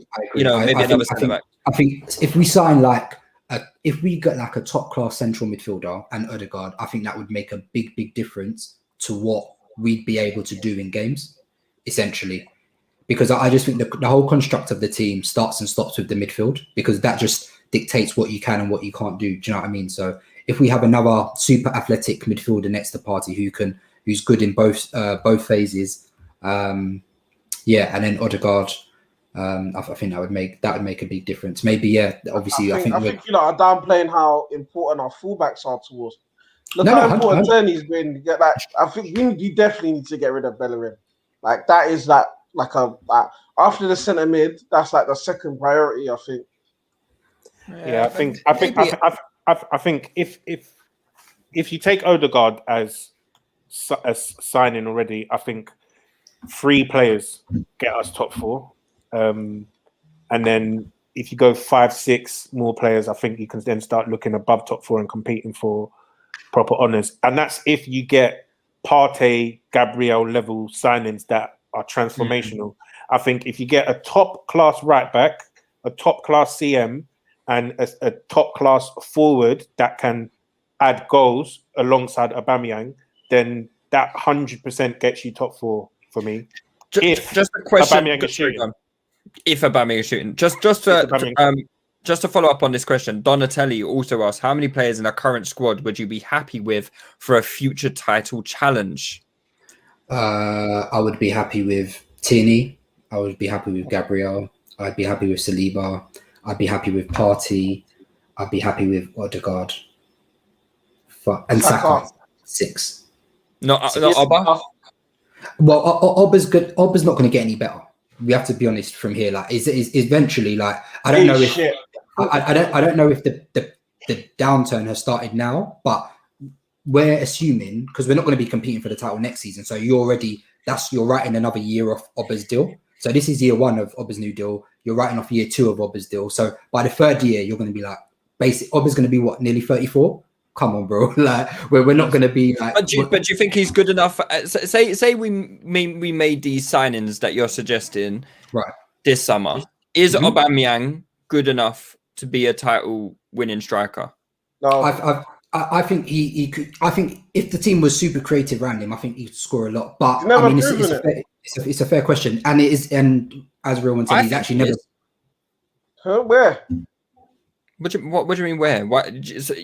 Why do you need to prove it in order to be good enough to be a title-winning striker? Like plenty of players don't win honors. That doesn't take away from the fact that they're potentially good enough to it. Oh, all right, cool. Let me give another example. For example, Adebayor, we should have won the league that season in 07-08. Like I said, he's never won a league title before. Yeah, man, he didn't, and we didn't, and he's part of the reason for that. That's exactly what I say. The proof's in the pudding. Where look at RVP, for example. RVP goes and he goes to go and bang and shows that I'm the kind of striker you get to win a league. But to be fair, he didn't win the fucking league with us, did he? But to be fair, even that season before RVP went to United, he was the best player in the league. He was better. I think he was better the season before. He was better. When I actually think he was better. Yeah, I agree as well. Than the season he went to United. And he carried us. Yeah, that season we would not have got. Aubameyang's carried us to 6. Hey, you're actually being very disingenuous here, everyone. Very disingenuous. Be real. No, if you're being honest, if you're being truly honest, Aubameyang's a factor in why we haven't got top 4. Because you see that penalty. Jamie Vardy has won the title. Yeah. Exactly, he's proven. You can't chat shit to him. But it wasn't proven. Before he won the title, would you said Jamie Vardy is good enough to win the Premier League? But he went to go and prove it. I can't argue against that. I think there's a different. I think I hear what you're saying, right? There's a different level of striker, but I think it's very harsh to say, oh, he's not proving it, because how you have to be put on a platform to prove it, right? Like if Jamie Vardy didn't put Leicester on his back, he had a very good platform around him. He had 2 good players. 2 good players. And Mahrez. Yeah. But let's be real. Leicester, they won a lot of games 1-0 in that running. Do you get what I'm saying? Yeah, they had a structure that was not getting beaten by teams, right? How many games did Vardy score in a row? Yeah, and I hear that. And if you look at Robin van Persie, he was a better player for me when he played for Arsenal. Yes, but the platform and the team around him was not good enough to win a title. The moment he moved, but the moment he moved, you're being disingenuous now to compare what Aubameyang was doing to what RVP was doing. No, but they're 2 different players, Rilwan. Aubameyang last season, Rilwan, you could say he was scoring half chances. He was scoring everything. Yeah. Yes. And what was the team doing around? If Aubameyang didn't score last season, we weren't doing shit. Yeah, let's be real. So I don't think it's fair to say that Aubameyang, he's carried us to 6th, this, that, and the other, because big man, I said part of the reason. Part of the reason. Same way you attribute it to Xhaka as well. He has to take some blame. That's all I'm saying. Yeah, but I don't. Other than this season, he missed that penalty. You see that season with he missed that fucking penalty against Spurs. he has to hang his head in shame, yeah. Fam, For that Man City final as well. I think there was another game against Man City where he missed he's had bare kind of things where you're like, fam, what is this brother Yeah, but on? strikers No, miss no, no. chances, This- man. this Thierry is Henry horrible. missed chances. This is horrible from you. This is Final. horrible from you. And then what did Rilwan, Henry do the because next game? Rilwan, even after that penalty miss, top four was still in our hands, man. It And what was did he still in do? our hands. What do you In mean? the What final, what did did he do? he do? What did Xhaka do against Brighton? What did Emery do playing that team against Crystal Palace? What did Mustafi do against Crystal Palace? They man? were, Come on. exactly. They all Come on. contributed to the shitness. I Yeah, but don't look at- want I don't want Uber to be taken out of the shitness. Like he's Yeah. separate from the shitness. They're all together. That's what I want to say. Yeah, no, I don't think that's fair. Personally. All right, fair enough. Okay. Okay, which one here? Plug into a coach side. What else? Overrated advice. Okay. All right, this is a good one from Tommy Ajayi 1. He asks, what Arsenal players do you think is overrated but is rated by fans and vice versa? Is this current? Yeah. What Arsenal player do you think is rated by? Is overrated, Is overrated. but is rated by fans and vice versa. Wait, I don't get it. By rival fans or by our own fans? By fans. Overrated by fans. Oh, okay. What Arsenal maybe means rival fans. So what Arsenal player do you Guys, think when you is send in over? questions, can you please allow us just to read the questions flowingly? Like we shouldn't have to dissect your questions, please. This Use proper punctuation. Read this. Read it again. He says, right, what Arsenal players do you think is overrated but is rated by fans and vice versa? I think he's missed the rival fans. Do you know this whole question? I think is, bro. I don't think anyone rates Arsenal players. Answer the question. Arsenal tax is very, very real, man. I'm not gonna lie. I don't think anyone rates our players. I don't think anyone rates our players like that. Do you know what I mean? But to be fair, we don't really rate our players, bar a few. Like, do you know what I mean? So there are very few players. Like now, like the ones we are currently hyping are the young ones. Do you know what I mean? So that's literally it. It's the young ones and Tierney. That's literally. Do you know what player that rival fans overrate? Who? Of Arsenal? Yeah. What, that they think is good? No, they You know hate why him. it's Willian? No. Do you know Chelsea why? fans Do you know hate why it's Willian? Do you know why it's Willian? I know they hate him. Do you know why it's Willian? Because all I've heard from Chelsea fans this year, that this is what he was like at Chelsea. No, he fucking wasn't like this at Chelsea. He wasn't like this at Chelsea. No, He's got infinitely worse at us than he was at Chelsea. I can't lie. He Whenever had good performances for Chelsea. To be fair, Lewis, I can't lie. Whenever I watched Chelsea, But you think he put in 20 stinkers in a row for Chelsea? Yes. I never ever watched.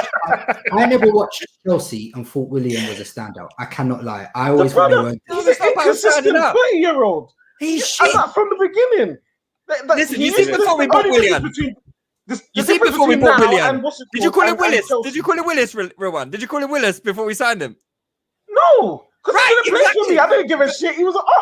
Because we all thought he was a decent player. He wasn't this bad. He wasn't this bad. I agree with Rilwan that he was inconsistent, but I think he's definitely worse now. Guys, the only difference now is before he might have had like 3-4 games to fool people into it. So he'd have 3-4 games, then 15 shit ones. Now he's had like 15 shit ones, and then he's in the 3-4 game run where he's got a couple of assists. And people are like, he's decent. Oh, look, William got an assist. That's the only difference. He's bookmarked the season differently this time. I'm not gonna lie, I think we have to fight for our players to be rated, man. Like for real, we actually have to fight for them to be rated. Like our reputations are in the mud because we've rated some humdingers. No, it's true. It's fair enough. Like look how we have to go overtime to rate for people to rate Saka. That is pretty much it. Like we have to go overtime. Yeah, we literally had to force Saka down their throats, and now it's like they're so. They're grudgingly accepted, like they've had to begrudgingly accept because they were talking about all this Greenwood bullshit. Fuck off about Greenwood. Saka, Tierney, Martinelli, Gabriel, actually, like Partey, even like these guys have to be doing like what they say. Like when you go, not I don't know about you, Lewis, but you know when they say like, oh, you have to work twice as hard as your white counterparts, yeah, to get rated. That's I've us. never heard of that saying before. Of course you haven't. White privilege. Of course you haven't. No, but even like someone like Tierney, who I think like should be universally appreciated, probably isn't. Do you know what I mean? Like He's not even rated by our own fans. Fucking Anton. Bloody hell. Hey, look, yeah, but you know what? Tierney's trending on Twitter right now, yeah, and What's he got? It's loading. Why is he trending? What's happened? He injured? He got 3 assists. No. He's Ooh, loading. got 3 The assists, agenda's loading, yeah. The agenda's loading. All of these Scottish fans, they're not even Celtic fans, yeah. He's trending, and I'm just telling you, man, go look at the tweets in it. I'm not starting any agendas, but it's loading. It's loading. Right, I'll go. But the thing is, because it's apart from Arsenal fans, I know obviously Celtic fans are very big on Tierney in it, so they go like ham. They're like, listen, Tierney's it, and he's better than Roberts. I think a lot of Scottish fans think Tierney's better than Robertson, but we can't say it because obviously what he's done at Liverpool in it. But you know, like you said, Kieran Tierney was playing like left centre back as well, and he got 3 assists. How? How does that work? Bruv, to be fair, they were playing the Faroe Islands, so he was probably playing in midfield. Bloody good team, that Faroe Islands. What are you talking about? He's played in midfield most of the game, but still better than Robertson was playing left back, so yeah. What was Robertson doing? Just the 1 assist, yeah. Cool. Say nothing. All right, cool. I guess in response to Tommy Ajayi's question, who do we think is overrated by our own fans? If it is our own fans, I think it has to be. There's probably like Xhaka is the one name that comes into mind, right? Are there any others? Lacazette. I don't think Lacazette's very highly rated outside of Arsenal, but there are some fans who rate him quite a bit. So Lacazette's got big stands, man. Yeah, Lacazette's got big stands. Guendouzi has big stands, even though he's not here. He has big stands. Pepe. Yeah. No, to be fair though, most people are. Pepe's gone very, very quiet. Oh no, Pepe does. No, don't do no Pepe apologies. He does, fam. Gervinho boy, fam.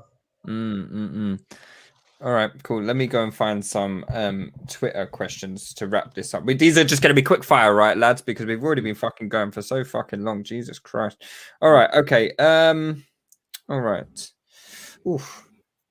All right. Mr. K. Jamfi. He Quack's Kitchen. He asked, "Do you reckon ESR on the left could be a Nasri regen?" Nah, I don't like it. Like I can see why people are saying it, but I see his future as like an advanced 8. Do you know what I mean? Or like just a 10. Like I don't really like. If you want to get a wide playmaker, there are loads of wide playmakers at like there you can get. Do you know what I mean? Even if it's like you don't go to like a Grealish level, there are similar profiles you can get for less money. So now I wouldn't like to see him use it. I think it wouldn't be the best utilization of what he can do. I feel like he's better when he starts centrally and can drift. But, you know, when he's on the left, even though he's not on the left, he's got a bit of scope to come inside. I just think there's less space for him to operate in. So, yeah, not for me. He probably will. Because at the end of the day, like Arteta's going to prioritize Odegaard now, but he also wants like ESR in there to add like a good technical base. So I get it, but yeah, I don't see it. Yeah, I want to see 4-3-3 and bring another scoring or creating forward in. Personally, I just think we need more goals in the team, man. I think when Smith Rowe plays on the left, Saka plays on the right, and whoever's playing up top, that person up top has to bang the goals, because I don't think Smith Rowe or Saka really have them goals yet. To be honest, Odegaard hasn't proved that he's a reliable goal scorer either. So if you're playing 4 attackers and 3 of them don't score, I don't think that's good balance, personally. What I will say though, because we're still very early with Smith Rowe, man. I think we still got to give him time. I think see how he adapts to that left wing role. Because look at Saka, for example. Like Saka's first couple of games at right wing, he was fucking shit, and look how he's exploded. So I think we just got to give these guys a bit more time to see how they develop.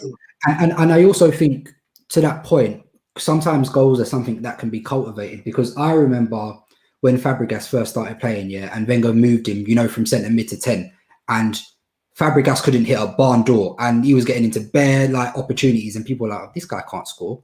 And then it happened that 09-10 season where Fabregas was just slapping.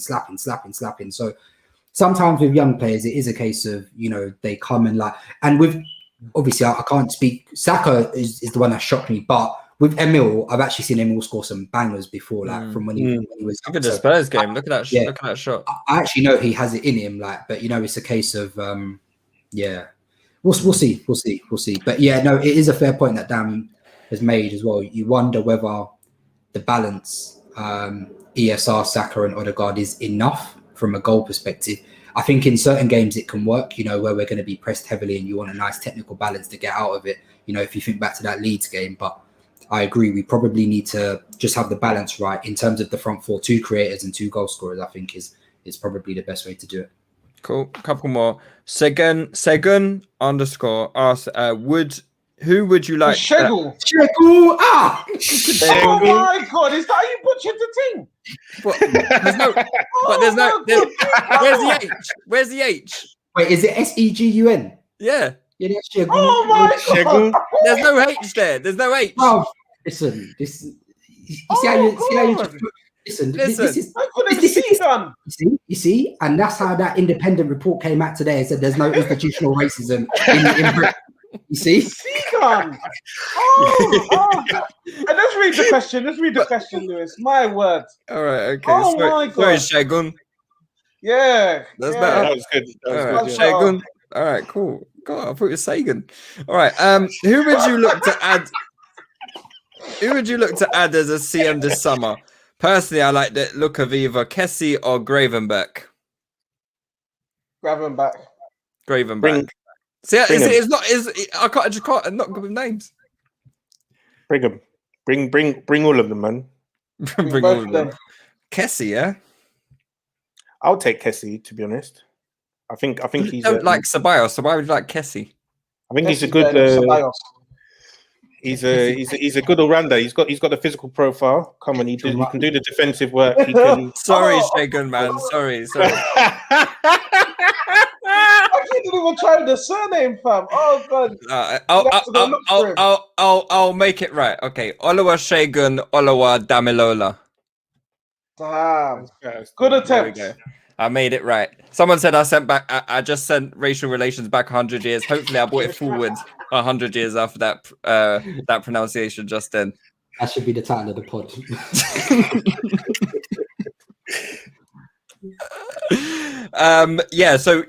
Potential CMs, anyone? Yeah, I've always the thing is because we have what we want, but then you've got to think about how judge it by how Arteta's setting up and what he's playing, how he's utilizing players. We've had this discussion before. He likes both his centre mids to spend predominantly all of the time behind the ball, to cover the wide areas and to help in terms of ball progression. So he likes to attack with the front four and basically Tierney, who's a left winger in build up as well. So that should sort of dictate who we want. Because I know Rilwan has always thought we should have someone who's pushing forward from the pivot. But obviously Arteta likes to have 2 predominantly players, two players in the pivot who sit. So that will kind of dictate, I think, and that's why some of the links I've seen, someone we've seen Bissouma, Sander Berge. These are guys who predominantly. Sander Berge good. I quite like him. I can't lie to you. I quite like him. Liking him to someone for me. He's weird because he's at 6'5", but he likes to burst forward a lot. He's a massive guy. I don't really know who a techie So yeah, that's what I was gonna say, Souček. Yeah, he's a lot more techie than Souček is. Yeah, techie Souček. Yeah, a techie Souček. Fucking hell, that just sounds like what Everton fans were saying Marouane Fellaini was to sell him to United. Fucking hell. No, but the thing is, Berge is actually quite good technically. So I think that's probably. But he can also play as a 6 and an 8 as well. If you look at actually some of his goals, can he run? United, he can run. Yeah. He's power. That's actually one of the things that surprises me. For his size, he doesn't look like he should be able to shift, but he can. He definitely can. He's Odegaard's best friend as well. So sounds like you lot like him. I do. I wouldn't mind him. I need to see more of him. I said I said I quite like him. Like I feel No, like who obviously. I like Max Arnold, you know, that plays for Wolfsburg. I mentioned this to Dan the other day. I actually really like him. Obviously, Cantwell. I'll put Cantwell's name in there. Get me because I have to. But obviously, that's if we play a 4-3-3. If we don't play a 4-3-3, he's not playing in that pivot. But if we're going to buy a player that can play in a pivot, Max Arnold. Why am I confusing Max Arnold with the geezer? Who bought that German guy and he never played? Max Meyer. Max Meyer, yeah. Palace. Yeah, Palace, wasn't it? Yeah, it was Palace. Yeah. Rilwan is crazy with these suggestions, man. Like, yeah, on, man said Cantwell, you know. Cantwell and Max Arnold. I swear Max Arnold's like 40 years old as well already. No, he's just been playing for years, like bare German players. Man wants us to sign Didi Hamann, you know. He's 26. To be fair. Who Didi Hamann? No, Max Arnold. Max Arnold. Okay. 26. Look, see what I'm saying? He's been playing for years. I've got two more. He's played for 10 years. Fucking hell. Wait, we don't want someone who's been playing 10 years, man. Okay. Yeah, 2011. Fucking hell. Yeah, that's crazy. All right. Let's do. All right. No, we'll just do this one. We'll do one more question. One more serious one and one more funny one. Real in there onto you, where you say your talent ID is spooky.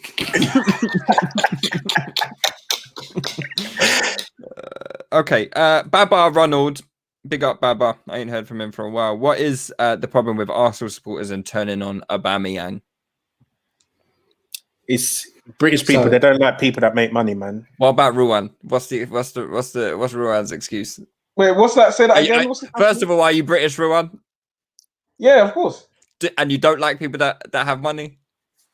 I love people that have money. All right, so your hypothesis is out of the window already, Dan.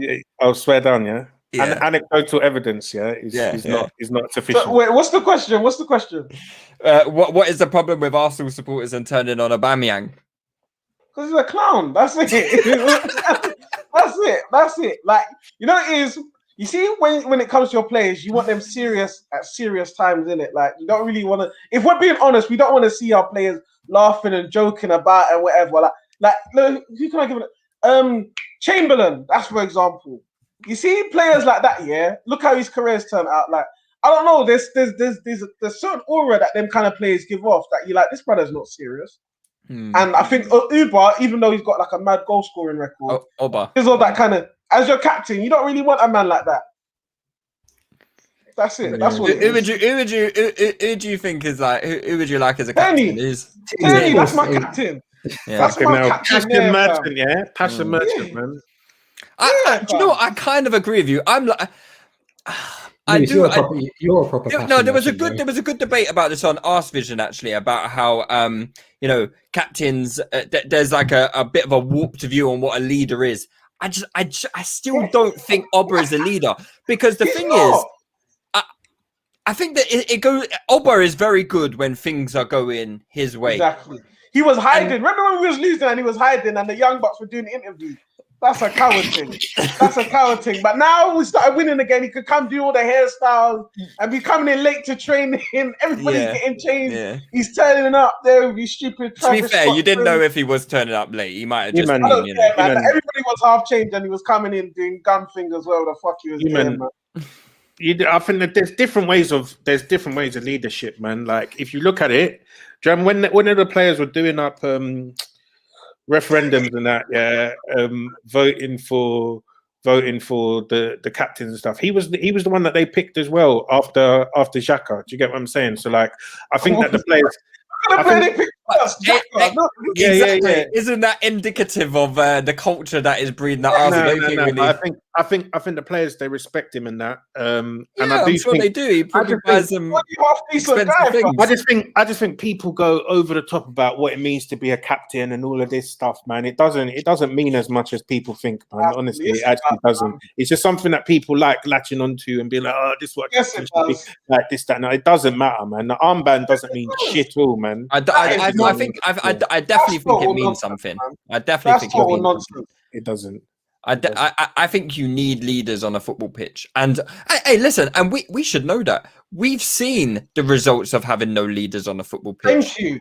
Thank you. You've gone from Tony Adams to Vieira to Henry to Fabregas. Then who was else to Fabregas? Gallas. And do you get what I'm saying? In the semi-final and final, was he a leader on the pitch in those games?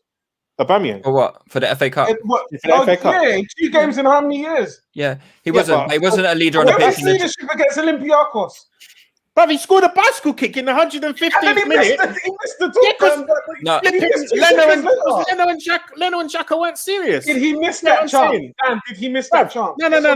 This is what I don't like. This is what I don't like. Did he miss the chance? This is what I don't like. Yes, he did. Let's see it, Dan. Say it with me. Yes, he missed the chance. Yeah, he missed the chance. In the first leg, he bottled the pen. It's fine. It's okay. My man say he bottled it. Yeah. In the first leg, when Lacazette was missing everything under the bloody sun. Shit, though. Did you not bottle it? Yeah. When Aubameyang, I'm sorry. When Aubameyang scores a bicycle kick in the last 10 minutes of extra time, that is his job done. Do you get what I'm saying? It's done. Not. It's his job done. We're through. Oh God, this is what we do now. Oh. And then Leno decides to give them a corner. And then we decided we're not going to defend the corner. The game's done at that point. Do you get what I'm saying? We throw the game away. It wasn't done because they went through. Look at it. When the game's done and they went through. But as in the game should be done. A serious team, the game is done at that point. It's like when we went. It's like when we played against Liverpool in the quarterfinal of the Champions League. Yeah, Walcott does that run, pass it to Adebayor. The game should be done at that point. But you have clowns at the back. Yes, the game's 90 minutes because they're unprofessional. You get what I'm saying? Hold on. Should he score that chance, Dan? I think he should score the. He should score the chance. I think he should score the chance. Don't say I think. I'm saying he shouldn't come. He shouldn't come to that. Dan. He had a chance to send us through, and he bottled it, which is fine. It's cool to say that, isn't it? I don't think he bottled it, though, Rilwan. I don't think it's fair to say he bottled it because surely he would have. If it was bottling, he would have bottled the chance prior, no?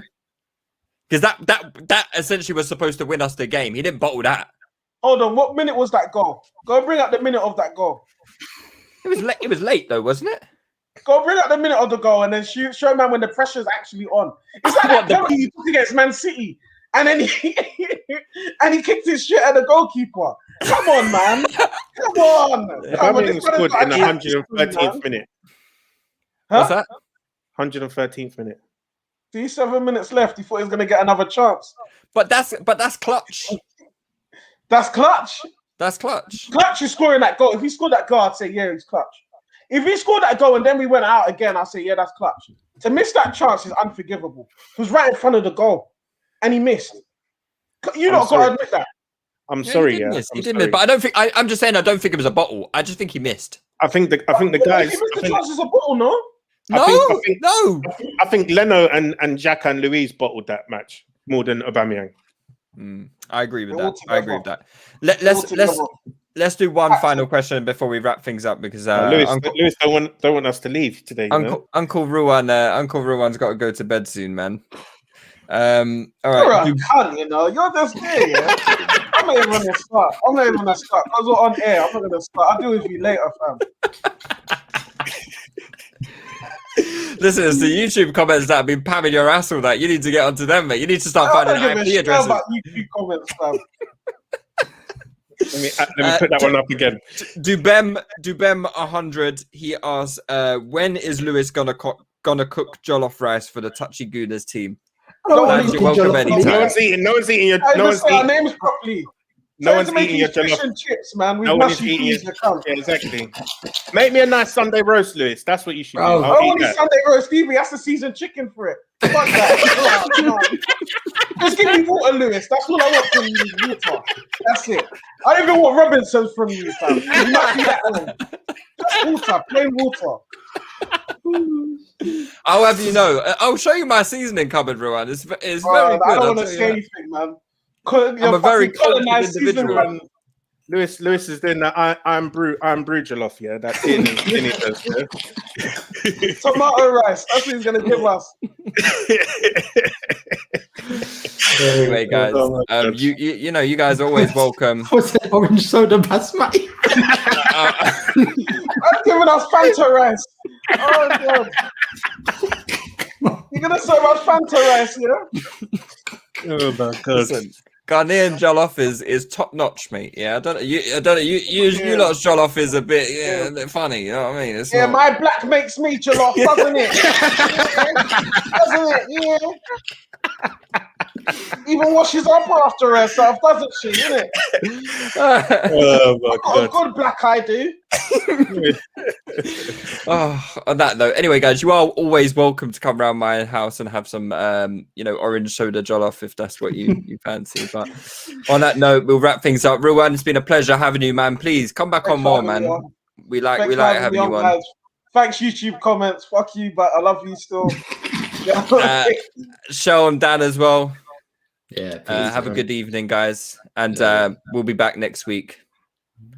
What happens there now? You guys lock it off? Like what?